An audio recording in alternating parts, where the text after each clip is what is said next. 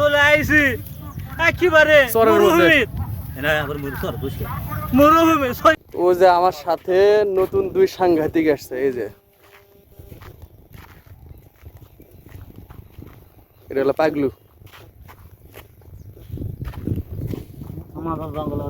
সিরাজগঞ্জের চরের মধ্যে এই যে ঝাউ গাছ আছে, এখানে অনেকগুলা এই ঝাউ গাছের দিকে বেড়াইতে আসলাম আজকে। এই যে আমার সাথে আরো দুইজন আসছে, এই দুইজন এই যে ওদিকে ছবি উঠাইতেছে। তো দেখেন জায়গাটা অনেক ভালো লাগতেছে। কালো যে এলাকাটা দেখা যাচ্ছে ওটাই শহর। ওখান থেকে পানির মধ্যে নেমে হেঁটে আসতে হয়, অবশ্য আর কয়েকদিন পরে হেঁটে আসা যাবে না, নদীর মধ্যে পানি হয়েছে। তো এদিকে অনেকখানি এরিয়া সহ এদিকে ঝাউ গাছ আছে। এদিকে এই যে এদিকে দেখেন শুধু ঝাউ গাছ আর ঝাউ গাছ।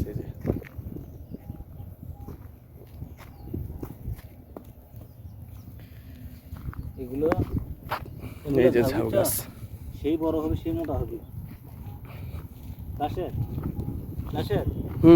এগুলো ঝাউ গাছ কিন্তু বড় হবে। হ্যাঁ, এগুলো ঝাউ গাছ তো অনেক বড় বড় হয়, বড় হবে, মোটা হবে।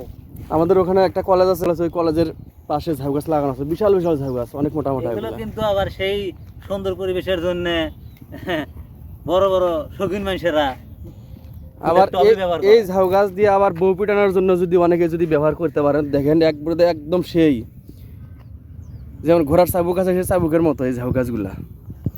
এই যে মাসুদ, তোর তো বউ পিটানোর যদি প্রয়োজন পড়ে তো ঝাউ গাছ নিয়ে যাস। এই যে দেখ, এই যে দেখ একদম চাবুকের মতো। এগুলা কিন্তু সহজে ভাঙে না, সুন্দর পরিবেশ। হ্যাঁ, এই বুদ্ধিটা আপনারা আবার কাজে লাগায়েন না, যাতে আমার এই ঝাউ গাছ কি জন্য তুলিচ্ছু? বউ পিটানোর জন্য।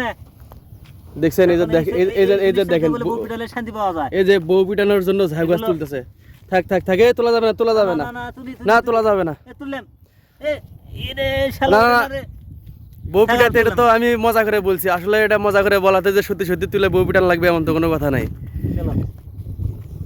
জায়গাটা অনেক ভালো লাগলো, চর এলাকা হলেও এখানে যে এরকম প্রাকৃতিক বাতাস পাওয়া যাচ্ছে, ঠান্ডা আবহাওয়া বিকালবেলা। এদিকে দেখেন মাটি শুকে চৌচির হয়ে গেছে, এই যে মাটি ফেটে গেছে। দুপুরবেলা আসলে অবশ্য অনেক গরম হতো এখানে, তো এখন বিকালবেলা ছায়া পড়ে গেছে আর হচ্ছে বাতাস, এই যে বাতাস বইছে। সাবিরুল ভাই বসেন না ভাই, এদিকে থাকান। কেমন লাগতেছে এখানে? খুব ভালো লাগতেছে। সিরাজগঞ্জের ঐতিহ্যবাহী বৃহত্তর যমুনা নদী, যেখানে বর্ষাকালে এলে নদীর দুকুল পানিতে থই থই করে, পানি ছাড়ার কিছু দেখা যায় না। আর এই খরা মৌসুমে এখন শুধু বালু আর বালু, মরুভূমি। আর এই মরুভূমির মধ্যে কিছু ঝাউ গাছ আছে, আমরা সেই ঝাউ গাছের মধ্যে 3 বন্ধু মিলে একটু সময় কাটানোর চেষ্টা করছি এদের মধ্যে ভেতর।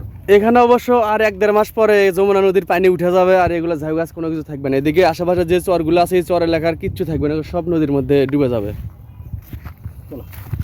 তো যাই হোক, এই জায়গাটাতে ঘুরে আমাদের ভালোই লাগলো, এই জন্য ভিডিওটা আপনাদের মাঝে শেয়ার করলাম।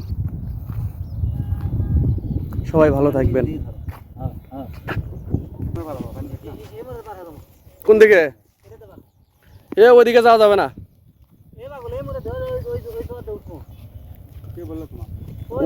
ওই দিকে অনেক পানি আছে, এদিকে যাওয়া লাগবে, এই যে এদিকে।